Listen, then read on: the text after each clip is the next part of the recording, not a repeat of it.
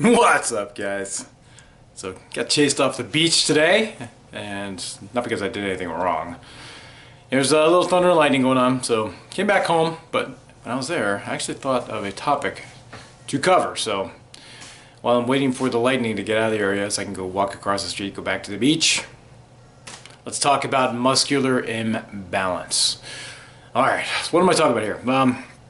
First, let me kind of really back up quite a bit, and something, an example that I can use from my life. One of the major motivations for me to start lifting weights, which I'm sure is for a lot of guys, is when I was young, say I used to go down the beach, it was pretty evident that the older guys with the good physiques tended to have the girls all around them at the beach. It's kind of the truth of it. And I remember another one of my friend's older brothers. Like, he was a wrestler in high school, had a real good physique, like a six-pack abs, arms, chest, and he always had the hottest girlfriends. So did the math. I'm like, maybe I should start lifting weights. And so that's how I got into it. But this is the problem, though, when young and inexperienced guys jump into it, they often create these muscular imbalances. And what happens is, when you lift, when you look at a physique, for instance, or anyone, the first thing you could see, anyone could see, is they see someone's chest, they see someone's biceps, and maybe delts as well. So those are the muscles that are easily spotted. So, and hence, what are the muscles that people work the most? They're going to hit the chest, they're going to hit the biceps because that's the most visible, and they're also going to hit the caps, the delts. So, so what happens is you don't hit the other muscles as you should, and that's why you see quite a lot of imbalances from opposing muscle groups. And when I mean opposing, I mean like for instance the bicep, and then the opposing muscle being the tricep. They're it's kind of a front and back, whatever way you want to look at it, to the muscles. So the thing is, though, you have to make sure these are worked equally. And I just don't mean in the sense where you do this, say, okay, twice a week I hit, every muscle group been hit twice a week. I do the same, I do two exercises each, 4 sets from each of those exercises. It still doesn't mean a goddamn thing unless you do the same type of exercise. Because when I was young, I actually created an imbalance in my back, and I used to pull my back all the time in high school. Constantly. And it's like, what the fuck, man? Like my upper back, like middle upper back was always just in spasms. And this is something that probably happened like monthly. And I never realized what I did until I got to college and really started working my back hard. So essentially, like in high school, I'd be hitting chest like everyone else, gonna hit the bench press, gotta get the bench press strong. But then what stabilized your bench press on the negative when you're returning the weight back down is your back muscles. And my back wasn't as strong as my chest. And so it was creating this imbalance, and it was creating that made me injure myself, and created these back spasms, pulling the back, those type things. Even though I was doing the same amount of exercises, I was doing like heavy, but here's the difference. My chest exercise, like bench press, I was doing like heavy weight. When I was in high school, pretty much between like my sophomore year through my senior year, I was working out with 200 something pounds. Not maxing, but working out. Say after in my sophomore year, probably lower 200s. In my senior year, I was like 275. I was pretty strong for high school.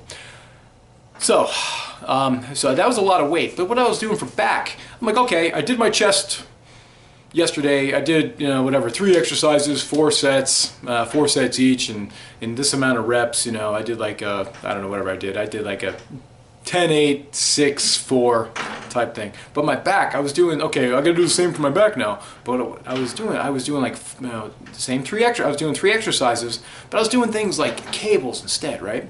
So, and I was using like whatever it was, 120, 140, 150 pound like pulled, lat pull downs and those type exercises. So yeah, technically I was working, giving it the same I was giving it the same amount of exercises. I was giving it the same amount of, say, sets, but the poundage I was using was way down, okay? What I should have been doing is I should have been doing exercises that would have caused me to use much heavier weight. So both the front, the chest, and the back was being hit proportionally. I should have been doing like barbell rows, something that would have prevented me from, from having that weaker back. But I didn't realize this at the time. And I look back now and I can see, God, I can even see pictures like, God, my back sucked.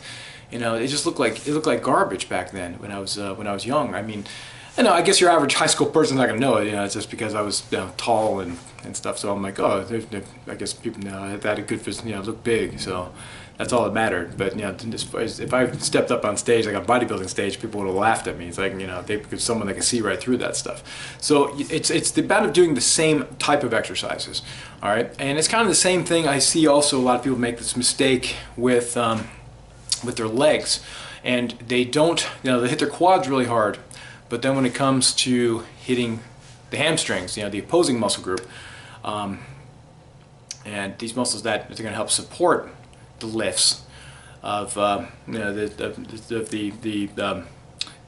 antagonist muscles, they're actually the protagonist muscles. So these have to be, again, if you're doing heavy squats, you're gonna have to do something heavy, for the quads. You have to do something like you could like bend over straight leg deadlifts, or or make sure you get nice and low when you're doing the squats. Really incorporate your upper hamstrings, because this is another big time imbalance. You see people a lot with great quads but really crappy hamstrings, and it's because they're not hitting it properly. The only thing they're doing is like hamstring curls, and that's not a great exercise to build massive size.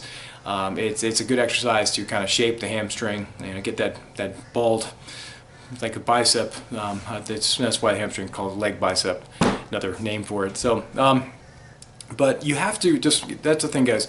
Whatever muscle, if you go heavy on one muscle group, you have to go heavy on the muscle group that supports it. Okay, the one in the back. And this is how you prevent injuries.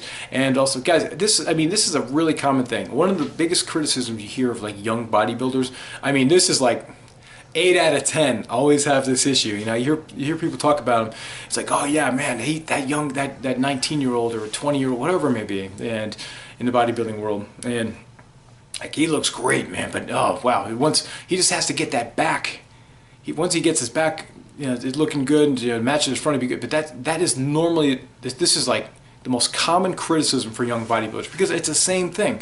People always work the front, the muscles they can see. You can see the development when you look in the mirror. It's something you personally can see. So they're not encouraged to hit the other part. So the incentive to do that, to work it right, has never been there.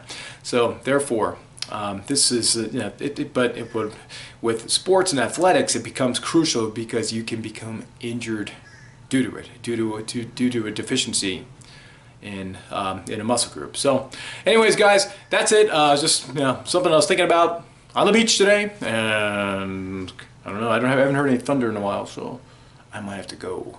All right, guys, if you've yet to subscribe to my channel, please do, and we'll talk to you soon. Ooosss.